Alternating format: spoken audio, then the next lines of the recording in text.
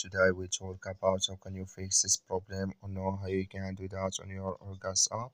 So all you have to do, so you just click here on settings, click on it here. When you just click on settings, it's going to show for you a list like this here. Then you go down, just keep going down, click here on apps. Come to apps list, and there you're looking for Harry Potter Hogwarts app, just click on search.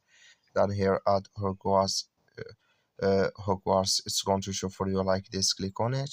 So then it's going to take you to this list, click on first stop, click on OK. Then you go down, just click on storage, come to storage list here, just click on clear cache. Then all you have to do, so you just go to your Play Store, click on it here. And there you search for or Harry Potter Horgas. It's going to show for you like this. You will find here update, click on it, and it's going to work with you. That's all you have to do. Thank you for watching. Don't forget to support us by liking, subscribing.